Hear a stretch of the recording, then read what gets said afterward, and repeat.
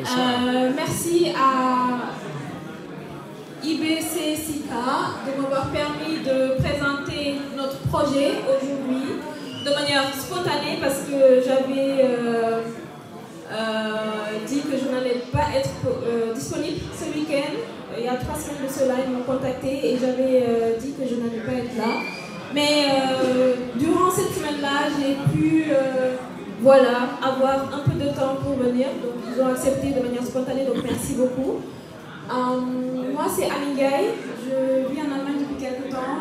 Je suis étudiante, en même temps entrepreneur et dans le domaine professionnel, j'évolue aussi dans le domaine des ressources humaines. Voilà, donc aujourd'hui, je vous présente notre projet Salum Recycling.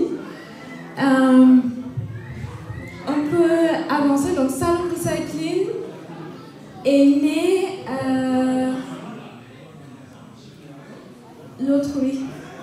Voilà, avec cette équipe-là. C'est notre équipe, on est 5 personnes, il y a moi et ces 4 jeunes dynamiques que vous voyez sur l'écran. Mamba Wicham, Amadou Kissé, Alpha et Daouda. C'est notre équipe. Et nous avons un lien en commun. Le lien, c'est quoi? C'est nous tous, on vient de Kaolack, de la région de Kaolack. Moi, je suis née à Dakar. Mais j'ai grandi à Kaolack, j'ai fait tout mon cursus scolaire à Kaolack. Donc je peux dire fièrement que je suis kaolackoise, je le dis haut et fort. Entre eux aussi, il y en a qui sont nés ailleurs, mais ont grandi à Kaolack. Il y en a qui sont nés à Kaolack et grandi à Kaolack. Donc pourquoi Salum Recycling? Déjà Salum, c'est le nom de Kaolack en Wolof, et Recycling fait allusion au recyclage. On a essayé de le nommer, de faire un peu d'anglicisme pour ne pas, on peut dire, recyclage, le nom en français, mais on a préféré faire un peu d'anglicisme. Voilà. Pourquoi le recyclage? Donc, j'ai parlé de Kaolack. Kaolack est une ville connue pour la salubrité. Je suis fière d'être kaolackoise, mais malheureusement, on a une mauvaise réputation sur ce côté-là.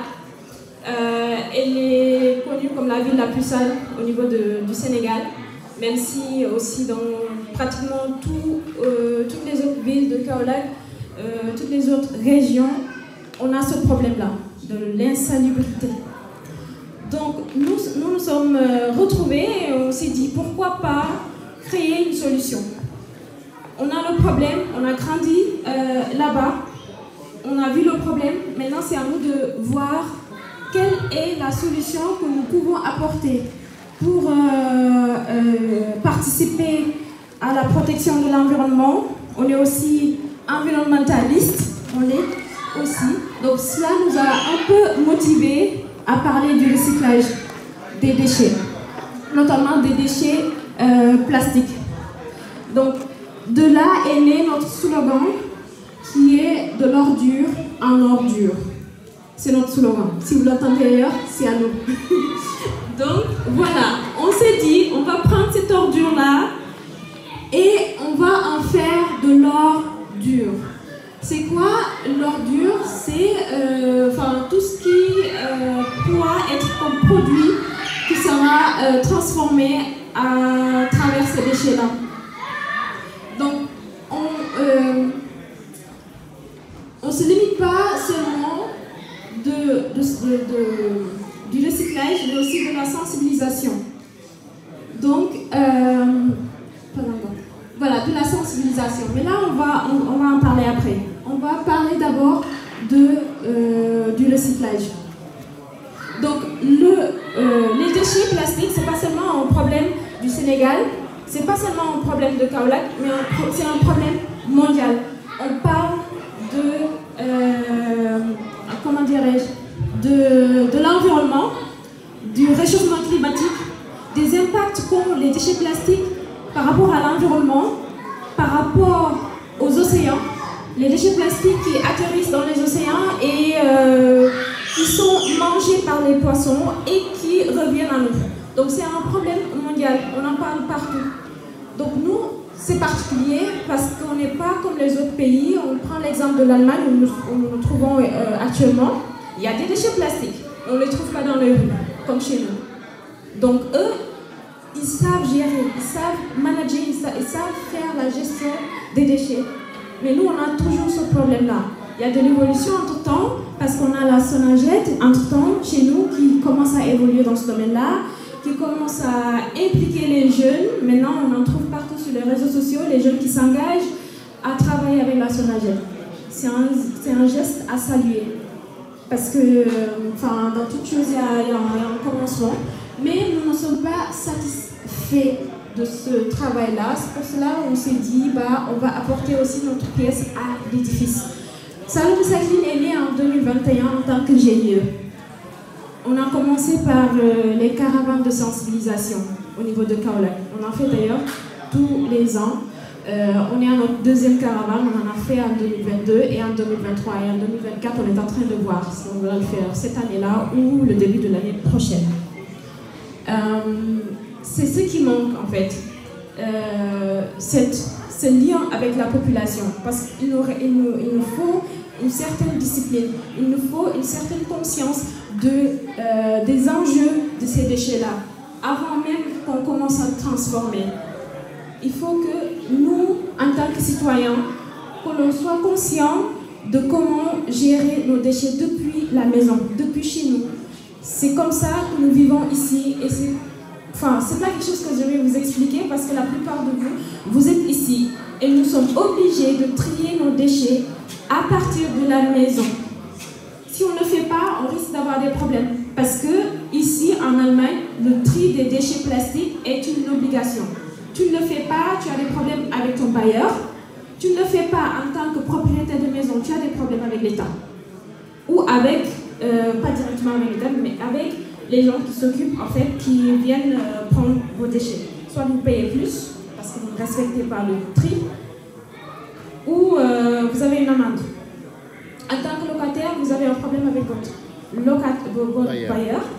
Soit vous payez une amende, en fait, le bailleur vous sanctionne financièrement, soit vous êtes obligé de sortir parce que vous n'êtes pas discipliné du tout. Donc c'est un problème que nous connaissons ici. Et pourquoi pas essayer de l'imposer chez nous? Parce que c'est une bonne chose. Ce ne sera pas de copier les blancs, comme on a l'habitude de le dire. C'est bien de copier quand c'est bien, quand on peut en profiter. Voilà.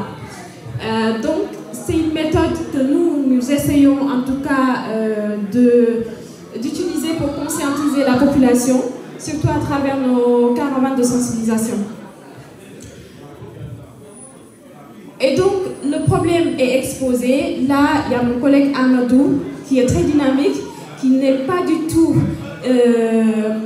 complexé par rapport aux déchets, parce que d'habitude au Sénégal, quand on a un petit lien ou quand on est en rapport avec les déchets, on est mal vu, on n'est pas bien respecté.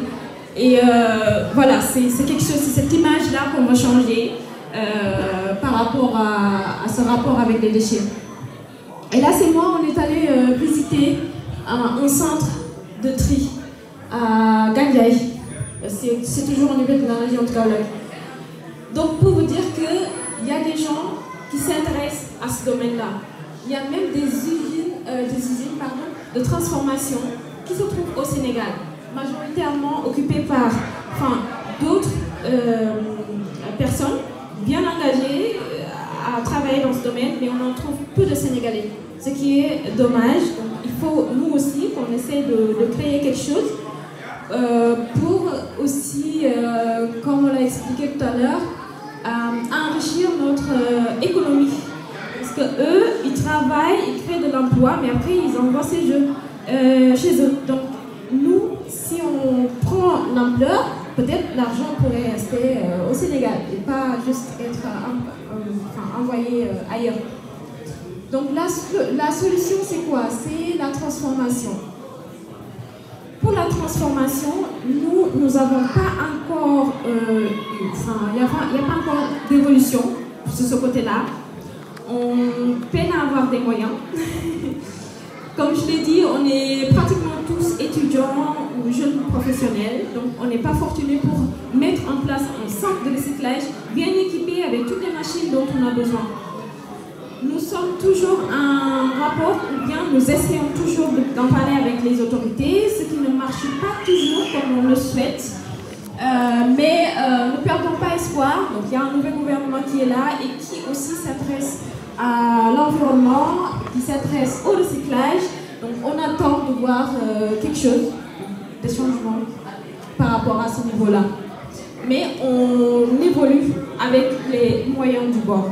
On ne lâche pas. Donc, on est toujours beaucoup plus motivés à réaliser ce projet-là. Donc voilà, c'est le volet sensibilisation. Nous, comme je l'ai dit tout à l'heure, il y a ce lien avec la société qui manque. Donc dès que la société comprendra son rôle par rapport à l'enjeu des déchets, ça facilitera encore le travail parce que le tri sera fait depuis, comme je l'ai dit, les maisons. Voilà. Donc là, ce sont deux images qui illustrent un peu les deux caravanes de sensibilisation que nous avons eu à faire en 2022 et en 2023. Nous travaillons aussi avec les étudiants de l'environnement qui sont à l'université de l'UCN à Kaolack, donc qui sont aussi dans le domaine de l'environnement et qui s'intéressent aussi à ce genre de projet-là. Donc chaque année, ils viennent travailler avec nous pendant ce week-end de caravane de sensibilisation.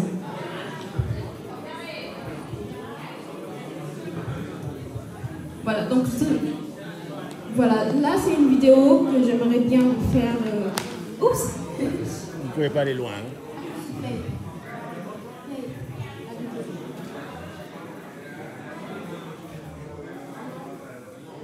Non, c'est une vidéo en fait. Donc, appuie sur Escape. Escape. En haut, à gauche. Mais posez le micro et allez-y. Voilà.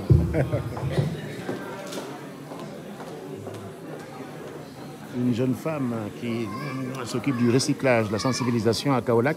Kaolack est une ville qui est réputée sale et donc il commence effectivement par informer les populations pour qu'elles participent effectivement à avoir une conscience sur l'usage, le tri sélectif à la maison, le plastique qui est difficile à, comment dire encore, à entretenir. Quand vous avez un plastique, il faut 50 ans, 60 ans, il n'est pas biodégradable. En plus, quand les poissons mangent les poissons, ben, ils s'étouffent. Il y a tout ça. Donc, il y a une sensibilisation à faire autour du recyclage, du tri sélectif. Et ce sont ces jeunes-là qui sont dans la diaspora qui ont créé une GIE, un groupement d'intérêt économique à Kaolack de 2021 à 2023. Ils font des, comment dire encore, ils se déplacent, ils font des caravanes pour sensibiliser les populations. Nous attendons que la jeune fille lance sa vidéo. Voilà. Et ça s'appelle Saloum Recycle. Saloum Recycle. Alors, je vais voir le nom. C'est Saloum Recycline. Voilà, Saloum Recycline. Parfait. Welcome to Saloum Recycline. OK.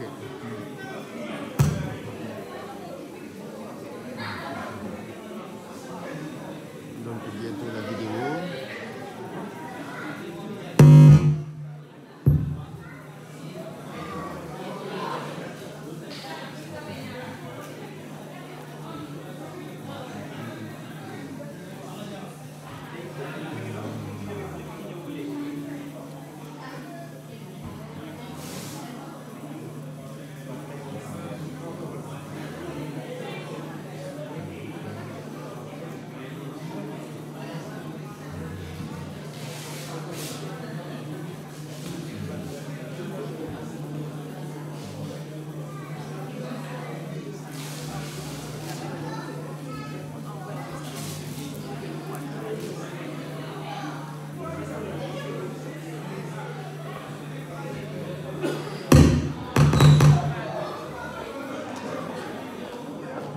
Là. Voilà, là. Voilà, puisqu'on n'a pas assez de temps et que la vidéo ne marche pas, Elle marche. est-ce qu'on peut aller en arrière?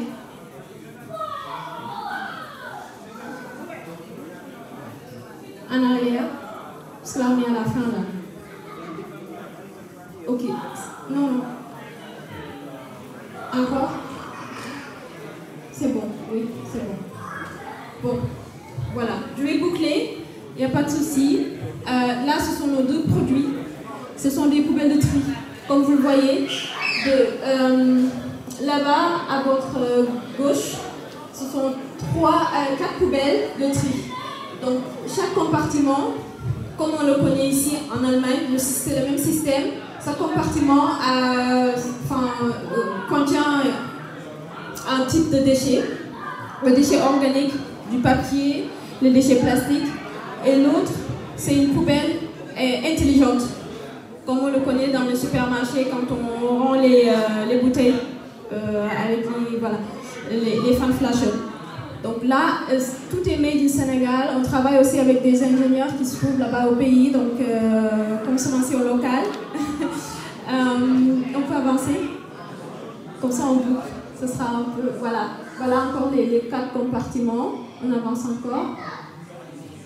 Donc là, c'est la poubelle intelligente. Là, c'est une petite vidéo qui montre un peu comment ça fonctionne. Elle n'est pas encore sur le marché, mais bientôt elle sera prête, la poubelle. Donc c'est comme ça que ça marche. En fait, on fait entrer la bouteille ou n'importe quel type de déchet plastique, donc que du plastique. Donc la machine va reconnaître le type de plastique qu'il s'agit. Et puis il va se déplacer pour envoyer le déchet dans le compartiment. On avance. Voilà, ça c'est juste la sensibilisation, on avance encore. Voilà, ça ce sont les types de produits que l'on pourrait produire avec des plastiques recyclés. Donc là on a des toitures de maison, des panneaux de signalisation, il y a aussi les pavés que l'on peut aussi fabriquer ou produire avec du déchet plastique. Voilà, on avance, comme ça c'est fait. Donc là c'est fini, merci beaucoup, c'est tout bouclé parce qu'on n'a pas assez de temps et voilà, c'est un peu compliqué. Mais voilà, peut-être une prochaine fois on pourra avoir l'occasion de bien détailler les choses. On avance encore. C'est fini. Ok, je voulais vous montrer mes contacts pour que vous puissiez me contacter si vous êtes intéressé. Mais voilà, on va boucler. Merci beaucoup pour votre attention. Bravo.